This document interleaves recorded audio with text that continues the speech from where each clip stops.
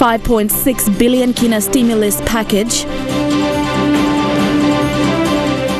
Emergency Defence Act opens deployment. And clampdown on betelnut continues.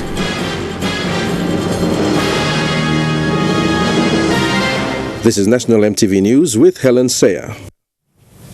Good evening and thanks for joining us for Friday's news. Staggering figures from announcements by the Prime Minister and Treasurer last night, with Papua New Guinea bracing for the worst economic times since World War II. The government will be announcing a donor-funded stimulus package of 5.6 billion kina, which is about 1/3 of the country's total budget. The money is coming from various donor partners, including the IMF, the ADB and the World Bank. The government will be cutting back on non-essential activities and the national census will be deferred.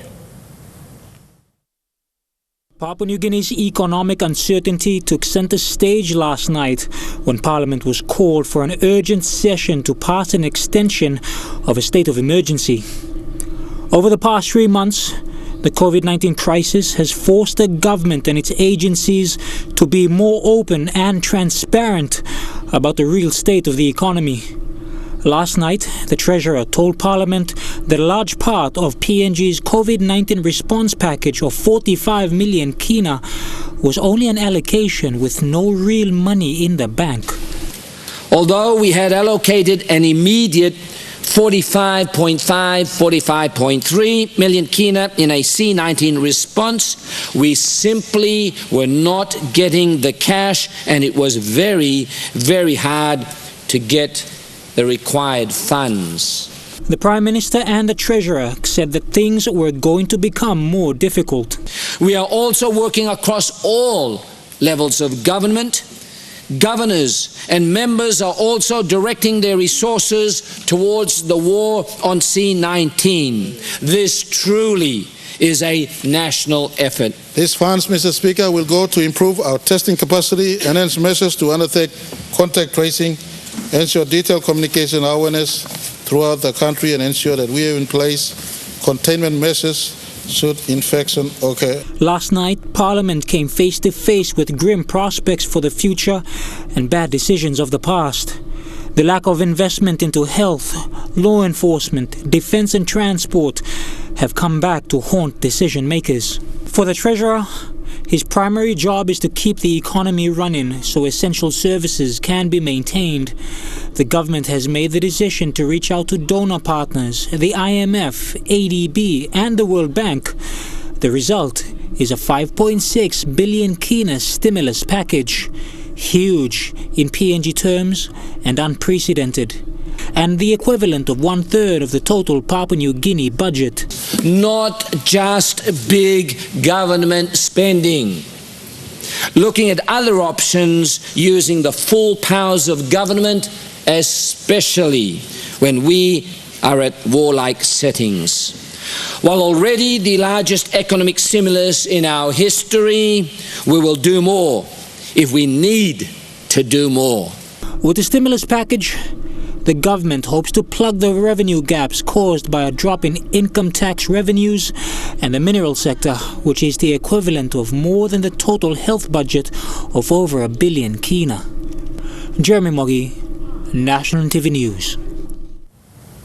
Primary and secondary schools in the country will remain closed until the 27th of April as part of the government's extension of the state of emergency.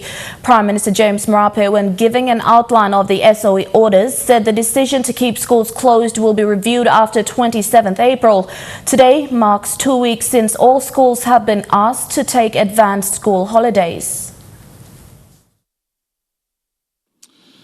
Schools, we will have an extension of the stay at home for up to the expiry of first term holiday, and within the next 2 weeks we will take stock and assess and see whether we will prepare our education system to live with a change in lifestyle in as far as COVID lifestyle readiness or preparedness is concerned. And if there is no presence of coronavirus still in us, and we feel that the schools can respond to living with a danger and allowing our students to be back in school, then we will make a decision within the next 2 weeks. But as I speak, I am passing notice to all our educational institutions throughout the country, all our educational providers, that we give extension of the holidays. As we know, the first term holiday is due at the end of this week, and so we are allowing them to remain at home. And before the 27th of April, we will take a decision as to our future of education in our country in respect to what is happening globally in the region and in our country. The passing of the Emergency Defence Force Act will allow members of the Papua New Guinea Defence Force to assist the State of Emergency Controller during the national emergency. However, with soldiers already deployed to the PNG Indonesian border posts at Wutung in West Sepik and Daru in Western as part of the routine sovereignty patrols, reports out of these border posts suggest there is lack of logistical support to effectively patrol the borders. So far, only 2 companies from the infantry battalions have been deployed to the border provinces, with an estimate of 200 soldiers in West Sepik and Western Province. As efforts of COVID-19 continue on a national scale, Papua New Guineans are demanding that security along the PNG-Indonesian border and the PNG-Australian border is tightened. Already, soldiers have been deployed to guard the borders, prevent illegal crossings, and stop all trading amongst locals. In Parliament yesterday, Prime Minister James Marape announced that testing facilities will be set up in Weham and Kyunga in Western Province, Teleformin in West Sepik, Wewak in East Sepik, and one in South Bougainville. This is a necessary step to ensure that we mitigate potential harm that the spread of the virus may cause, and to allow government agencies to implement urgent and ongoing measures to protect all Papua New Guineans, and I repeat, all Papua New Guineans. Mr. Speaker, COVID-19 virus does not discriminate. It has now reached 203 countries and territories around the world. Virtually no continent is left untouched. The economic and social consequence of the continual spread of the virus cannot be understated, neither underestimated. As a nation, we must act, and we must maintain our resolve. In the first instance, to protect our country from virus coming in, or in the second instance, to protect our country and stop it from spreading, or in the last instance, to stop it from killing our citizens, Mr. Speaker. The idea is to increase the country's preparedness in the event that COVID-19, in terms of community transmission, is detected in the country. But whilst these proposals are still at the discussion stages, there is lack of presence from law enforcement agencies like Immigrations, PNG Customs or NAKIA at these border posts, working alongside PNG DF personnel. Opposition leader and Vanimo Green MP Belden Nama, whose electorate shares international border with Indonesia, whilst supporting the extension of the state of emergency, says more focus needs to be given to border provinces. You must safeguard the borders. We are now trying to deploy 30 soldiers to Vanimo. That is not enough, Mr. Speaker. We need to beef up more troops on the border. There is so much illegal smuggling going on, illegal trade going on. This is where you will attract the virus to come through our borders. Your hotspots should be Western Province, West Sepik Province. You should be, thank you, Vanimo Green. Yes, Vanimo Green, of course. But whose responsibility is it? It's the national government's responsibility. It is the national government's responsibility to man the borders. On a provincial level, locals in the 2 Sepik provinces are supporting their provincial task force teams in ensuring the borders remain closed and all trade along the border is suspended as efforts against COVID-19. East Tipi Governor Alan Bird in Parliament yesterday announced how COVID-19 awareness and precautionary measures are taken in his province. My province is high risk because of this trade that's been going on for more than 25 years between us and the Indonesians. If you want to shut it down, as the opposition leader said, you've got to pay attention to the border. Meanwhile, PNGDF Commander Major General Gilbert Toropo has confirmed the return of 2 PNGDF naval vessels to Port Moresby after completing surveillance within our exclusive economic zone at Wutung at the northern and Daru in the southern PNG-Indonesian border. Thekla Gunga, National EMTV News. Madang province is still in its preparedness plan in terms of setting up the quarantine facility and an isolation ward. Head of the Madang technical team, Dr. Martin Damon, says the refurbishment work has already begun and is expected to be completed in 3 weeks' time. Madang Provincial Hospital started setting up with the hospital blocking off the entry gates and channeling the people to one gate located at the back of the hospital premises. This is for control and screening purposes for the public going in and out of the hospital. Patients, guardians, health and construction workers, including vehicles, will be given access passes to enter the hospital. This is very important because we want to start to put measures in place to control movement of people and also to isolate any possible case of COVID in Madang province. To date, we don't have any case yet in Madang. The hospital's management has also identified an existing facility within the hospital in the event that there is a suspect. The suspect will be isolated and contained in the existing facility within the hospital until the quarantine and isolation center is ready for use. In the event that we have a suspect, that suspect will be isolated and contained in the existing facility within the hospital. The plans are already in place and the management have already agreed to do that. Until our quarantine and containment facility is up and running, we will operate. The National Emergency Operations Center also released 200,000 kina at the end of last month. The funds will be used to carry out activities that need to start as soon as possible. The committee has also received PPEs, which was used for the quarantine activities at the wharf area to clear the vessels that are coming into Madang province.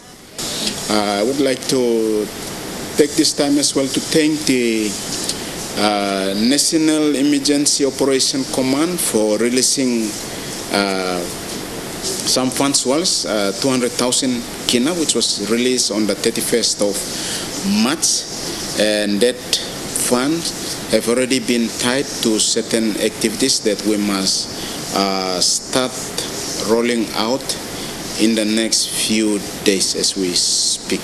Martha Lewis, National EMTV News, Madang. You're watching National EMTV News. We'll be back with more after the break.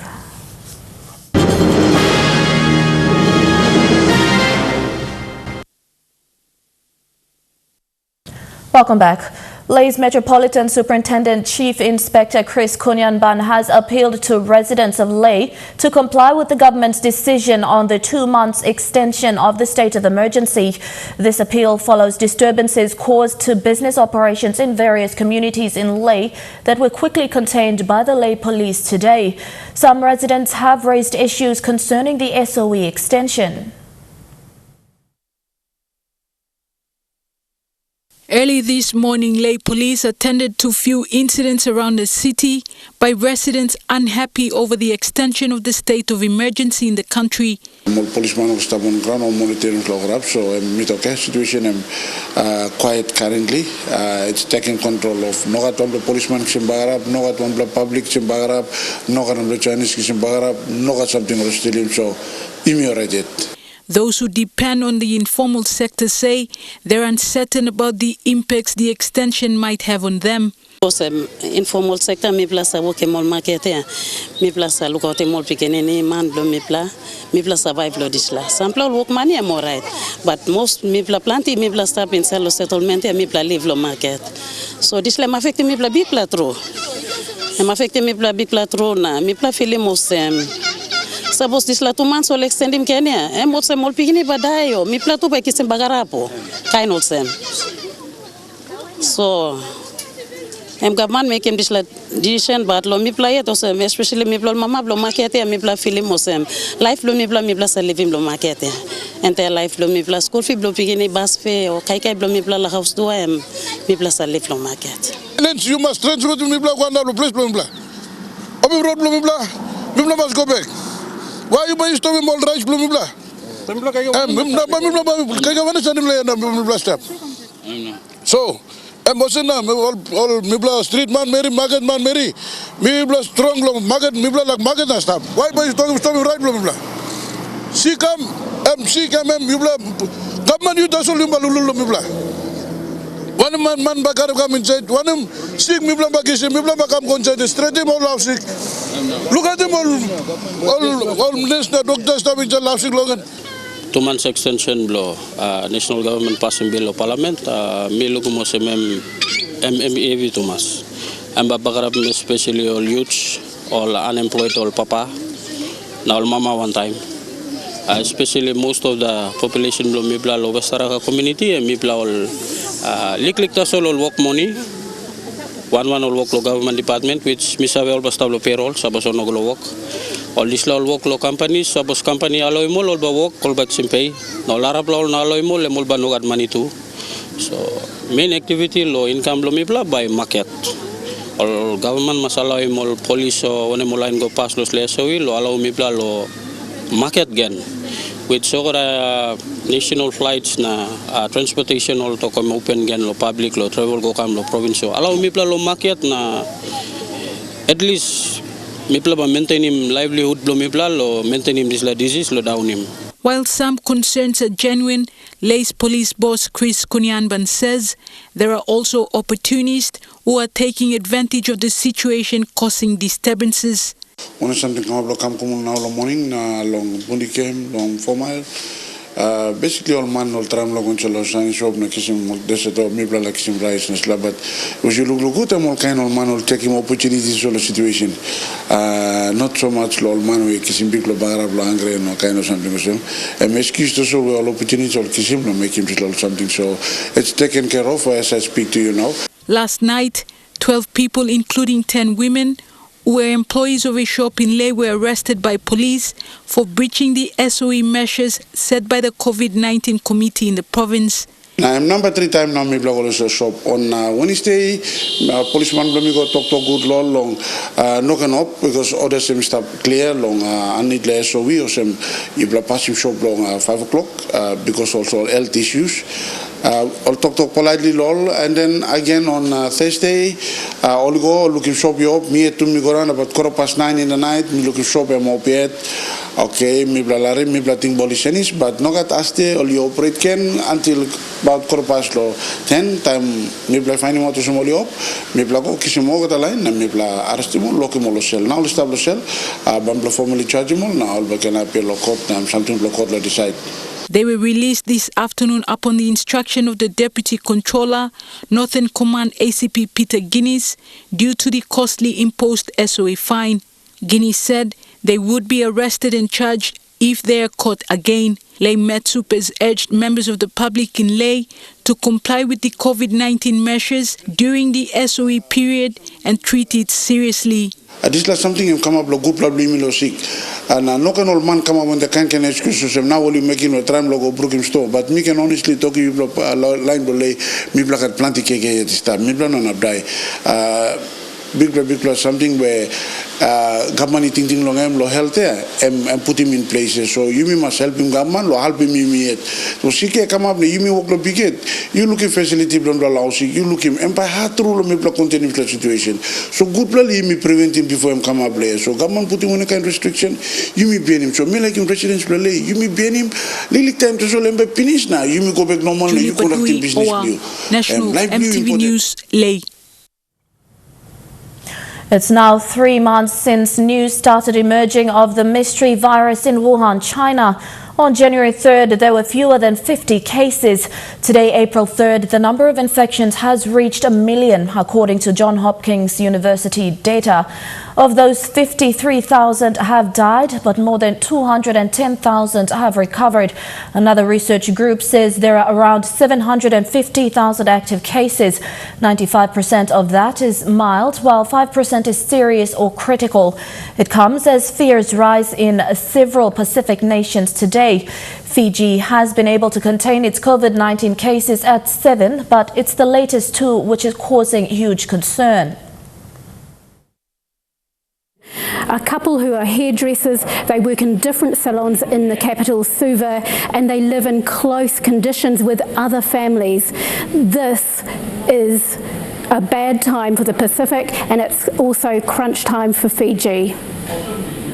Suva in lockdown, the Prime Minister calling it Fiji's war against coronavirus. Now with 7 positive cases, there are real fears the latest 2 have taken it to a whole new level. These 2 new cases are the most serious developments to date. Unlike our other case in the Suva area, who was immediately self-quarantined and then isolated, there is a high risk these patients have infected others. Nobody's allowed in or out of the capital, the lockdown adding to a strict nationwide curfew in place since Monday night. The police mean business. So far, more than 200 people arrested for breaches. It calls for more responsibility now and unselfishness as we deal with a sizable chunk of Fiji's population in the lockdown area. We're talking over 300,000 people. And in the US territory of Guam, an unravelling crisis. The island's struggling to deal with 82 of its own cases, including 3 deaths. But in port, Navy aircraft carrier the USS Theodore Roosevelt's transferring 3,000 sailors onshore, 114 of them COVID-19 positive. They go out there and they sacrifice their lives too to protect us. And so when someone who is willing to do that for you is asking for help, I feel that I have the moral obligation to reciprocate. Guam's governor says the quarantine sailors will be kept away from the local population. Those with COVID-19 are being kept isolated in a vacant hotel. For the most part, people are supportive. As long as there is assurance that there's not going to be any face-to-face contact. In the Solomon Islands, a disaster is currently unfolding with dozens missing at sea after fleeing the capital Honiara, fearing a COVID-19 outbreak. Caught up in Cyclone Harold, it's believed dozens of passengers were washed overboard. COVID-19 and the fear around it taking its toll. There are 158 confirmed cases across the region in 7 locations. This is crunch time for the Pacific. To South America, one city in Ecuador has been overwhelmed by the number of dead. Morgues are full and many bodies are being left in the streets, and while lockdown orders remain in place, relatives, it seems, are unable to do much about it. A word of caution, this report contains graphic images. On the deserted streets of Guayaquil, a body left discarded on the sidewalk. This is the morbid new reality in the epicenter of Ecuador's coronavirus crisis. As the outbreak spreads, there is no more room for the dead. We've been waiting 5 days. We are tired of calling, says this man, pleading with authorities to pick up a corpse still laying inside. With a lack of testing for COVID-19, most have no way to know who among the dead are infected. Some feel forced to leave the bodies of their loved ones outdoors, fearing contagion as their corpses decay. It's the odor from the body that we can't handle anymore. There are also elderly neighbors, and I have my mother who is 80 and having respiratory problems. In one video obtained by CNN, a group of people in face masks appear to be removing a body from a car. Moments later, a police vehicle approaches and seems to speak with them as the corpse lies on the ground. After the interaction, the group puts the body back in the car and the police drive off. Authorities tell CNN they could not offer details about the video. National figures show Ecuador's police have collected more than 300 bodies from homes in Guayaquil from March 23rd to the 30th, and officials say they're struggling to keep up. Esta unidad This unit, in the last 3 days, went from taking away 30 deceased per day to 150. That's independent from the work of the private funeral homes and graveyards in the country. With morgues, funeral homes, and cemeteries strained, the government is bringing in containers to temporarily store dead bodies. One Guayaquil official says they also plan to build a large number of burial plots, as authorities expect over 3,000 may die in the Guayas province alone. Meanwhile, healthcare workers say hospitals are also beyond capacity, as reports surface of patients dying while waiting for care. Está pasando. In a video posted online, the mayor of Guayaquil pleaded for help and demanded the federal government give answers. Queridos compatriotas, Ecuador's president has since mandated transparency about the scale of coronavirus inside the country. Officials have also announced new measures to slow its spread and promised to prioritize, quote, dignified burials of the dead. But it may be too little too late for many in Guayaquil who are left with no way to lay their loved ones to rest. From the doctor who warned about failures on the Diamond Princess cruise ship, another grim warning. Tokyo could become the next New York, and drastic changes are needed to avoid that.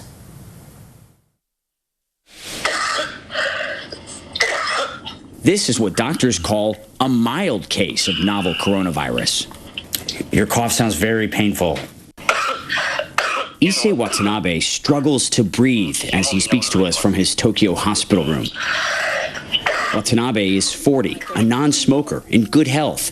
When he asked for a coronavirus test, he says he was turned down. How long did it take before they actually allowed you to get tested for coronavirus? 5 days you had to wait for that test.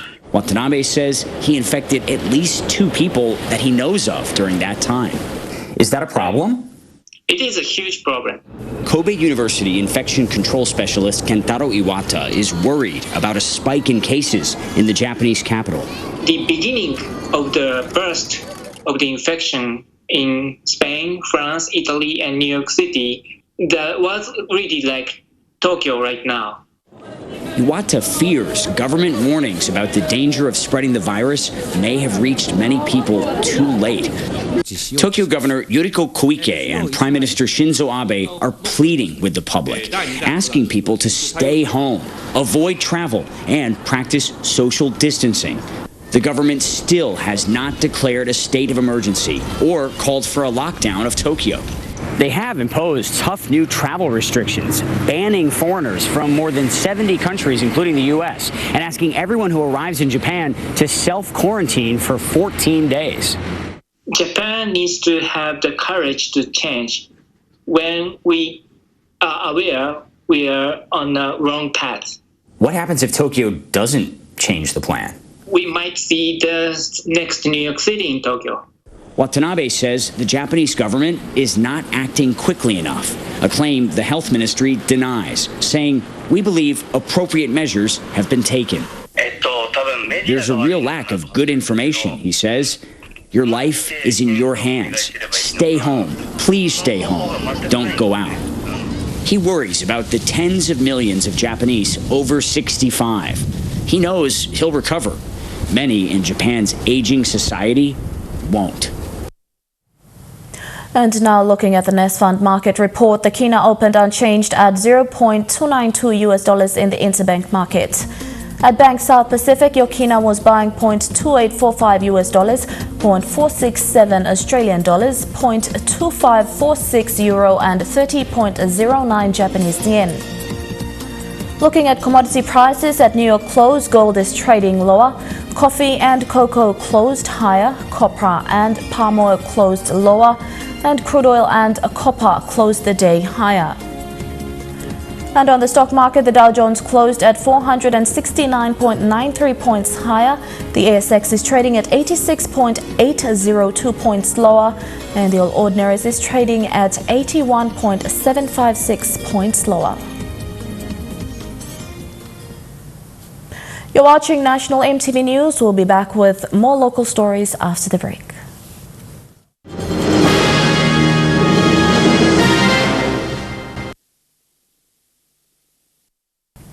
Welcome back to the news. Police are heightening security operations in Central Province, clamping down on betel nut trade. This is part of the nationwide operations to reinforce health and hygiene practices during the global COVID-19 pandemic. A total of 170 bags of betel nut and mustard, valued at 170,000 kina, were destroyed in the process. 70 bags of betel nut. A truckload of the country's #1 green nut offloaded on the road on the main highway along Hiritano in the Central Province. These are all collections from the police on commuters, mostly the Mekeu people, stopping them from coming in during the lockdown. A total of 170 bags to be exact, with an estimated value of 170,000 kina. Now, all but a green carpet welcome for the four-wheel drive police vehicle. Villagers watched helplessly.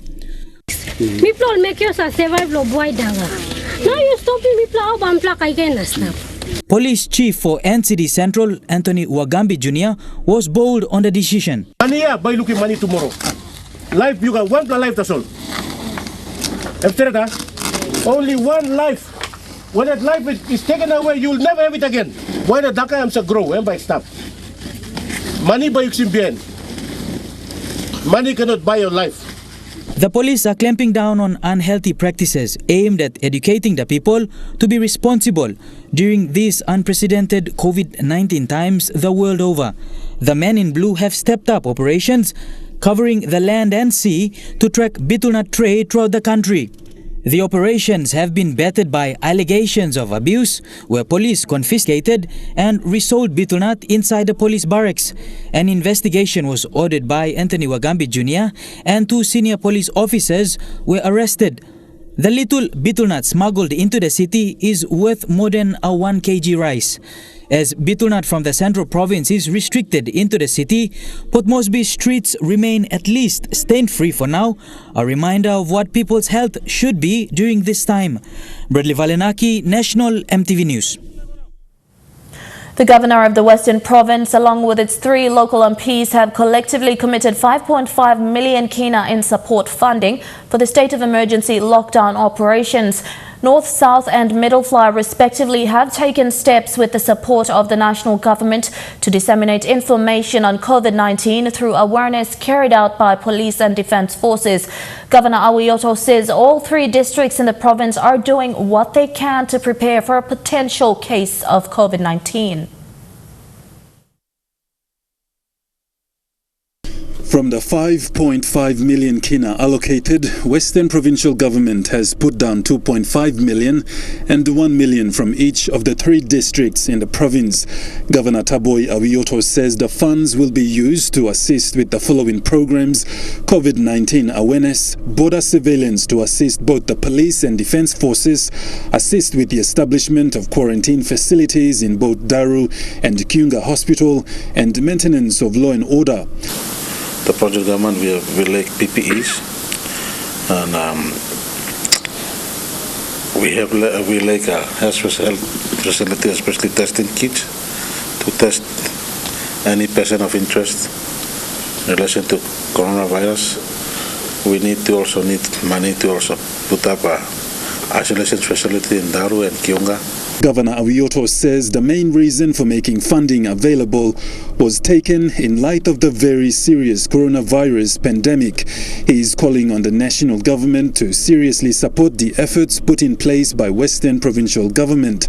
While Not-Fly member James Donnell has taken necessary measures in his electorate to stop the spread of COVID-19, is currently in progress since the announcement of state of emergency by the government. People on Not-Fly, we started patrolling down in Ablong, Bodablo, Middle Fly, Suki, entry points where frequently plenty manis are go in and out, Emlo, Manda,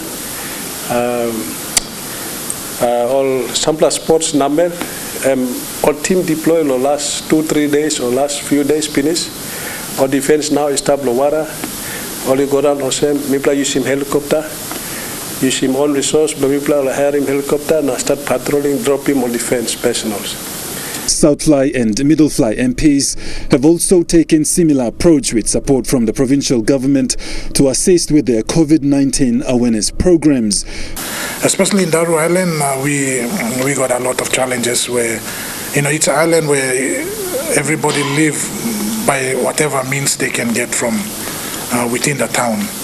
So it's not a big island where they go gardening and most of them go out fishing. So it has been a challenge how we can contain that. They need whatever we have to pass back to them from the parliament, what has happened already. We would like to go and say that, by these 2 months, we'll have to watch what's happening as much as possible. So we'll support the governor with his call.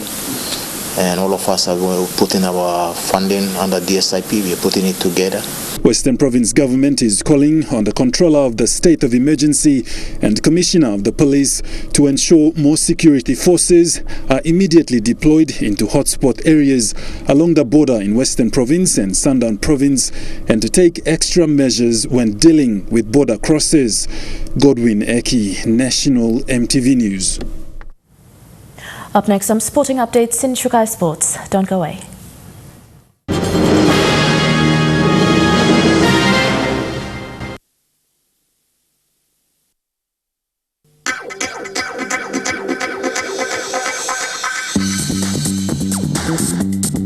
Chukai Sports.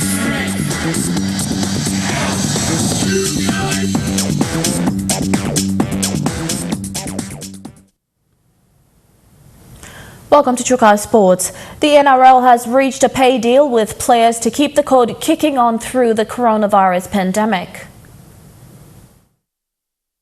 The NRL has really shown all the other codes, not just in Australia but around the world, how it should be done. They got together with the union and came up with what seems like a good deal. 71% pay cut for the players, which is generous enough. And of course, some of that money, there are smaller details here, some of that money is going to be fed into, or the league money, into well-being for the players and education as well. So there's support around the players during this difficult time. Also, the CEO, Todd Greenberg's taking a 71% cut too, so he can't be, no level of hypocrisy can be charged against him. So well done to the executive there and also the players. It's at stark contrast to what's happening, for instance, in the UK at the moment with the English Premier League, where the health secretary came out just a few hours ago and said that players really needed to take a pay cut over there. We're seeing football clubs right around the world struggling, putting off staff. And in the EPL, they're saying that the players aren't taking enough of a cut, not doing enough to help the community by handing a bit back. So the NRL doing it well, and everyone seems pleased with that deal so far. They were hoping to get the season back, but I think they're reading between the lines. They're starting to understand it may not happen. Another massive hit in the sports calendar. The Golf Masters has been postponed due to the deadly virus. It comes after Wimbledon also cancelled its tennis tournament, the first time since World War II. Same could be said of golf because of the international nature of that competition as well. The Masters is it's postponed at the moment. They're not giving up hope that they can stage it this year. They're thinking around Thanksgiving time in America. So still some hope in golf that they want to get back and play, but considering the health situation and the employment situation in the US at the moment, it looks like it's going to be a tough ask to get any golf played professionally this year.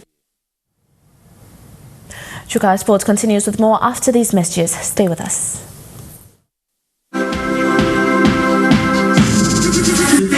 Chukai Sports.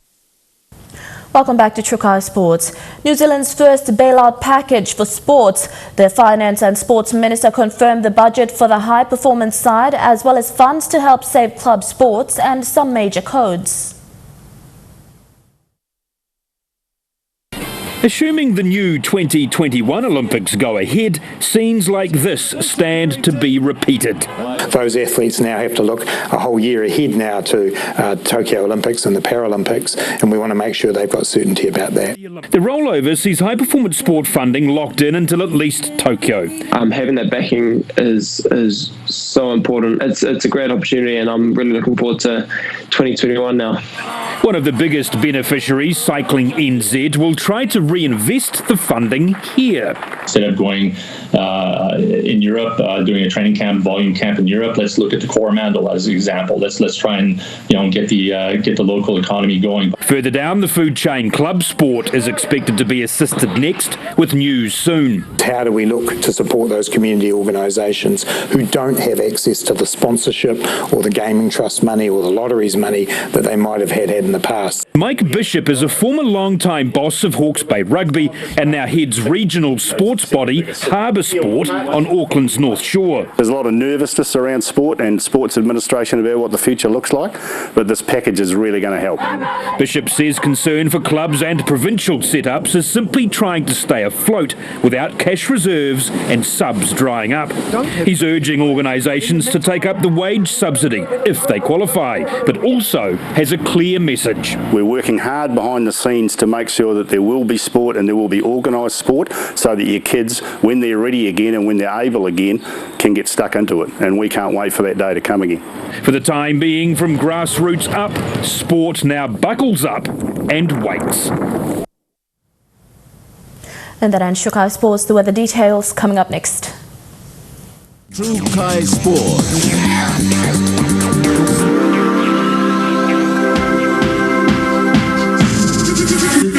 True Kai Sports.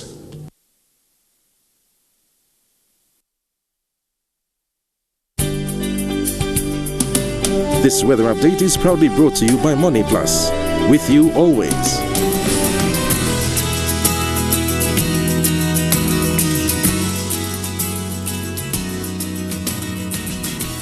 A look at the weather forecast for tonight and tomorrow in the southern region. Mostly fine apart from a shower or two in Port Moresby. Cloudy with rain showers in Kirrama.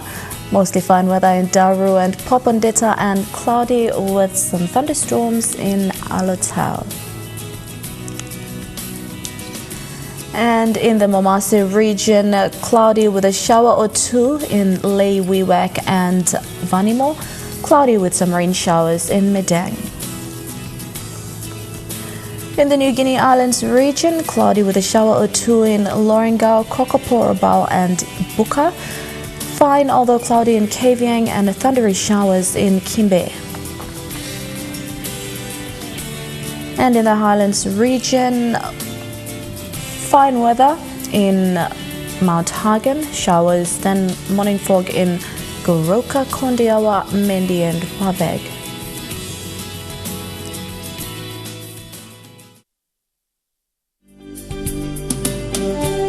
The weather update was proudly brought to you by Money Plus. With you always. And that's the news, sport and weather for today, Friday the 3rd of April 2020. On behalf of the entire EMTV news team around the country, pleasant viewing. Good night.